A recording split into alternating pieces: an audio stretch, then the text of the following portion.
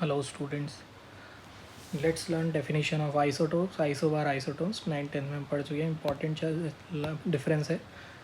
Isotopes होता है which have same atomic number but different mass number. और isotope का reverse क्या होता है? Isobar. Examples लिखे नहीं है मैंने, आप इन्हें लिख लेना. Next class में मैं इनके examples discuss कर लूँगा.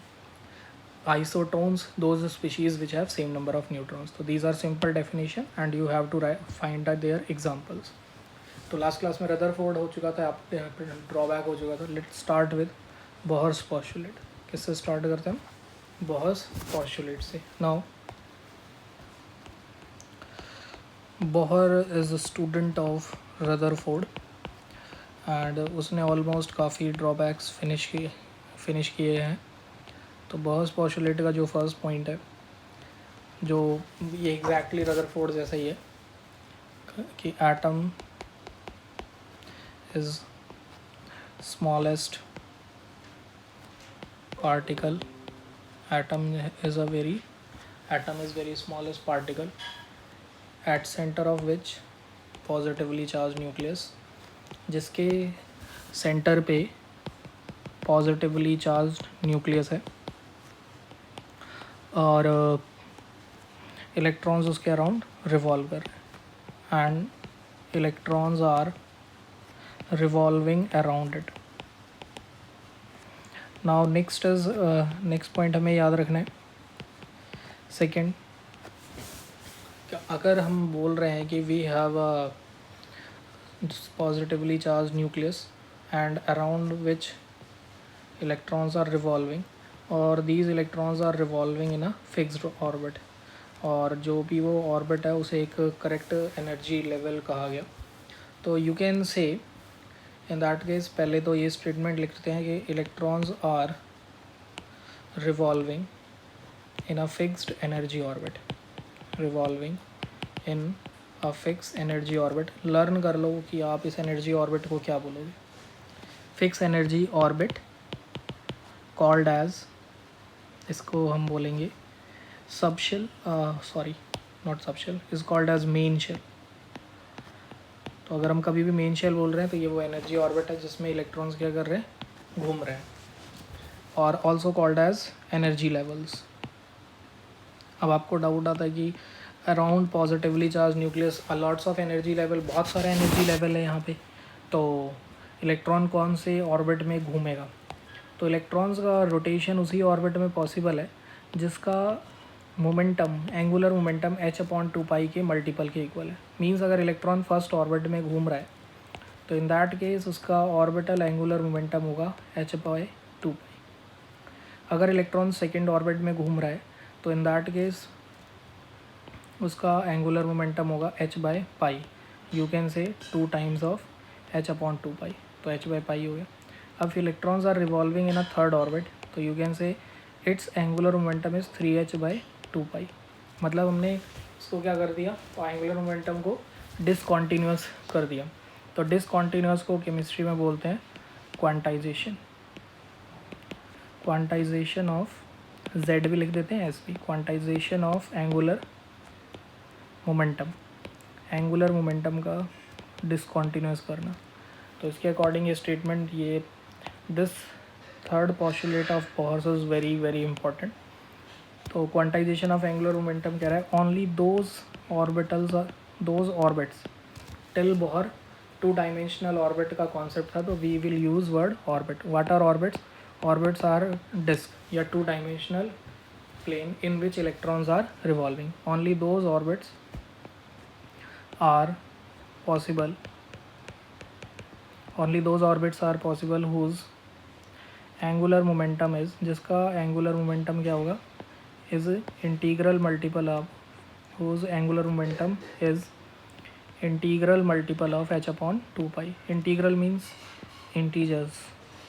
It should have value 1, 2, 3, but value 1.1 या 1.3 पॉसिबल नहीं है. तो integral multiple of, you can से h/2π. एंगुलर मोमेंटम का फॉर्मूला क्या है, mvr. तो mvr होना चाहिए nh/2π के equal, where you can say n is number of orbits. n क्या है हमारा, नंबर ऑफ ऑर्बिट्स है, या you can say any number. तो अगर n की वैल्यू 1 है तो h/2 फर्स्ट ऑर्बिट का एंगुलर मोमेंटम होगा, n की वैल्यू 2 है तो n h/2 या यू कैन से h/π, that is your quantization of angular momentum. इसी पे बेस्ड नेक्स्ट पॉस्टुलेट आया हमारा, fourth postulate, quantization of energy. अब क्या किया गया है, एनर्जी को क्वांटाइज किया गया। Quantization of energy means energy को डिसकॉन्टीन्यूस किया है। तो अब एनर्जी के भी, इट मीन्स यू कैन से एनर्जी के भी छोटे छोटे पैकेट बनाए गए हैं। ओके, तो यहाँ पे बोहर ने कहा electrons are revolving in a fixed energy orbit. Fix energy orbit means electron जब तक उस ऑर्बिट में मूव करेगा तब तक उसकी एनर्जी ना तो लूज़ होगी ना गेन होगी, its energy is always fix. And that energy, अभी आप इस एनर्जी की वैल्यू याद कर लीजिए, En is equal to -13.6 Z²/n² electron volt per atom. यहाँ से अब आपको पता है कि व्हाट इज़ En, En क्या है, for En is energy of electron in nth orbit, electron की एनर्जी nth ऑर्बिट में। Now what is Z, Z क्या है हमारा, Z is our atomic number.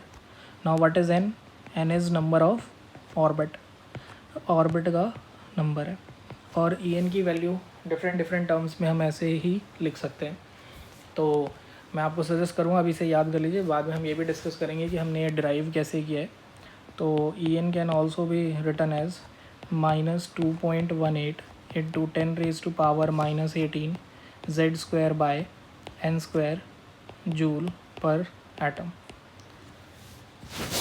अगर हम इसे एवोगैड्रोस नंबर से मल्टीप्लाई कर दें तो we can write it as, हम इसे क्या लिख सकते हैं, -1.312 into 10⁻6 Z²/n² joule per mole. तो these are different formula of energy of electron in a given orbit. तो अगर एनर्जी 13.6 इंटू Z²/n² का मल्टीपल है तो उसी ऑर्बिट में इलेक्ट्रॉन रोटेट करेगा, where Z is atomic number and n is number of orbit. Normally electron जिस orbit में घूमता है we call it as ground state. तो electrons generally revolving, electrons are generally revolving in a fixed energy orbit called as revolving in a fixed energy orbit called as, क्या बोलेंगे हम उसे,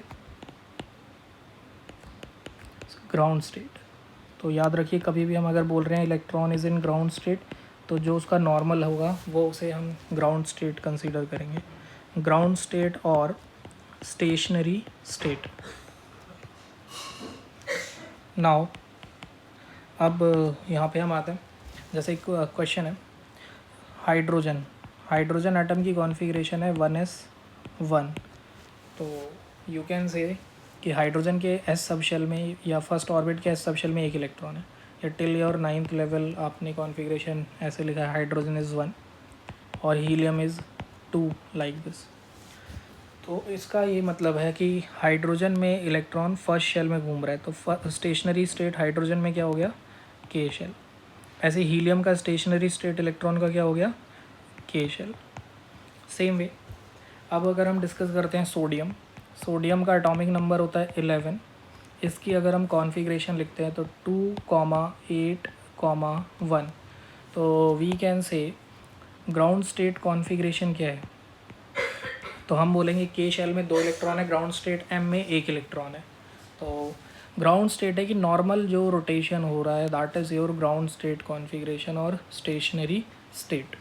अब अगर इसे एनर्जी सप्लाई करते हैं और इलेक्ट्रॉन हायर ऑर्बिट में चला जाता है, if we supplied energy and it reaches to higher state, तो अगर हायर स्टेट में पहुंच जाएगा, फॉर एग्जांपल हम न्यूक्लियस से स्टार्ट करते हैं and suppose it is our first shell and it is second shell, it is third shell and it is our fourth shell। अगर इलेक्ट्रॉन नॉर्मली हाइड्रोजन का है वो फर्स्ट ऑर्बिट में, if it is in first orbit, और you can say अपना 9th वाला rule follow करें, K shell, L shell, M shell, N. तो इलेक्ट्रॉन एनर्जी गेन करके अगर के शेल से एल शेल पे पहुंच जाता है तो वी कॉल इट एज, हम इसे बोलेंगे this position of electron is called as excited state. और नॉर्मली जिसमें था दैट इज़ अवर, अगर के शेल में इलेक्ट्रॉन है तो this is our ground state. और इलेक्ट्रॉन कभी भी एक्साइटेड स्टेट में नहीं रह सकता, वो वापस एनर्जी लूज़ करके ग्राउंड स्टेट में आएगा ही आएगा, बिकॉज हायर एनर्जी पे स्टेबिलिटी क्या हो जाता है, डिक्रीज हो जाता है। तो you can say electron absorb energy to reach higher energy level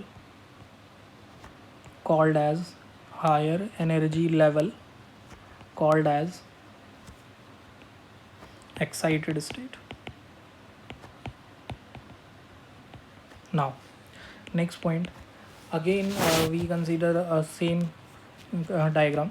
Suppose we have a nucleus around which electrons are revolving. Now अब हम consider कर रहे हैं कि जो इलेक्ट्रॉन्स हैं वो मूव कर रहे हैं एक्साइटेड स्टेट में। तो मेंशन कर देता हूँ, ये जो हम डायग्राम एवरी टाइम डिस्कस कर रहे हैं वो हाइड्रोजन एटम का ही डिस्कस कर रहे हैं, बिकॉज एवरी जो बॉस पोस्टुलेट है या आगे इसका जो मैथमेटिकल कैलकुलेशन भी हम करेंगे वो बॉस पोस्टुलेट हाइड्रोजन एटम या हाइड्रोजन लाइक स्पीशी या ऐसी स्पीशी जो हाइड्रोजन की जैसे, मतलब हाइड्रोजन में क्या होता है, एक इलेक्ट्रॉन होता है, तो सिंगल इलेक्ट्रॉन के लिए एप्लीकेबल है। अब सपोज़ ये के शेल है, देन एल शेल, फिर M and at last N. अब इलेक्ट्रॉन अगर एन शेल पे है तो वो जंप करेगा ग्राउंड स्टेट में। इलेक्ट्रॉन एन शेल में वो ग्राउंड स्टेट में क्या करेगा, जंप करेगा, और जंप करके वापस ग्राउंड स्टेट में आएगा। और जब वो ऐसा करेगा तो इट एमिट सम एनर्जी, वो कुछ एनर्जी एमिट करेगा। एंड दिस एमिटेड एनर्जी तो हमेशा किस फॉर्म में एमिट होती है, वेवलेंथ की फॉर्म में। तो यहाँ से एक टर्म आया कि व्हेन इलेक्ट्रॉन डी एक्साइट मतलब हाई एनर्जी लेवल से लो एनर्जी लेवल पे जाना, from high energy level to lower energy level. Higher energy level से कहाँ जा रहे हैं, लोअर एनर्जी लेवल पे। देन इट रिलीजेज एनर्जी, तो ये क्या कर रहा है, एनर्जी रिलीज़ कर रहा है। It releases energy which is directly proportional to, जो एनर्जी रिलीज़ करेगा वो डायरेक्टली प्रोपोर्शनल होगा फ्रिक्वेंसी के, directly proportional to frequency. Frequency को हम न्यू से डिनोट करते हैं। तो let us assume ground state के शेल में जो एनर्जी है, take this energy as E1, और हाईएस्ट स्टेट में जो एनर्जी है, take this energy as E2। तो इलेक्ट्रॉन जब E2 से E1 पे आएगा, then this energy change delta E is equal to E2 minus E1, जिसकी एनर्जी होगी proportional to frequency, and proportionality का साइन हटाएंगे तो we get delta E is equal to h nu. तो in this way energy is emitted. Now when again we consider a normal structure of atom, we have a nucleus at its and this is our first shell, second shell, or you can say this is our whole atom having many shells. अब electron अगर इस position पे है तो this distance is infinite distance. Infinite का मतलब ये नहीं होगा कभी भी कि इलेक्ट्रॉन अर्थ के बाद तो सीधे अर्थ से बाहर चला गया प्लूटो पे। इनफाइनाइट डिस्टेंस उसे बोलेंगे जब इलेक्ट्रॉन एटम के इंटरेक्शन में नहीं है। अब अगर वो एटम के 2 सेंटीमीटर के बाद भी नहीं है तो that is infinite distance. Again ये हम प्रीवियस लेक्चर में डिस्कस कर चुके हैं, अगर आपने नहीं देखा है तो उसे आप जाके देख लेना 3rd लेक्चर में। Potential energy of electron at infinite distance. तो पोटेंशियल एनर्जी का फॉर्मूला होता है कि Q1 Q2 बाय R। अभी यहाँ पे Q1 Q2 में टाइम वेस्ट नहीं करते हैं, सीधे R देख लेते हैं। Radius is infinite and if anything divided by infinity is 0, तो potential energy of electron at infinite position is 0. Now if this electron start approaching atom, अगर ये इलेक्ट्रॉन एटम को अप्रोच करने लगेगा, एंड सपोज इस पर्टिकुलर डिस्टेंस, हम मानते हैं कि इस डिस्टेंस के बाद एटम का न्यूक्लियस इलेक्ट्रॉन को अट्रैक्ट करने लगेगा, एज्यूम दिस डिस्टेंस, ठीक है। तो after this distance let's say P point, इस पी पॉइंट के बाद इसे अट्रैक्ट करने लगेगा, तो its potential energy start decreasing. After that electron की एनर्जी डिक्रीज होने लगेगी। तो वी कैन ईजिली जज कि electronic energy become negative, electron की एनर्जी क्या हो जाएगी, नेगेटिव हो जाएगी। So that will be our eighth point. Eighth point होगा energy of electron is taken as negative. Now question है कि इलेक्ट्रॉनिक एनर्जी को नेगेटिव क्यों लेते हैं। इट इज़ वेरी इंपॉर्टेंट, तो याद रखिए बिकॉज अभी हमने कैलकुलेट किया है, because energy of electron at infinite position, energy of electron at infinite position और infinite distance is zero, and when it start approaching nucleus या when it start experiencing force of attraction, जब इसे attraction मिलता है, force of attraction किससे, nucleus of atom से, when it start force of attraction from nucleus of atom, nucleus of atom से इसे force of attraction मिल रहा है, then its energy start decreasing. अब कोई भी वैल्यू डिक्रीज होगी ज़ीरो से तो क्या होगी, its energy start decreasing, and zero से कोई भी चीज़ डिक्रीज़ होगी तो क्या होगी, this point is very important, and becomes negative. तो दिस पॉइंट आपको हमेशा मेमोराइज करना है, electronic energy is taken as negative. So these are the postulates of Bohr जो उन्होंने एटम के बारे में दिए थे। अब नेक्स्ट लेक्चर में हम मैथमेटिकल डेरिवेशन करेंगे।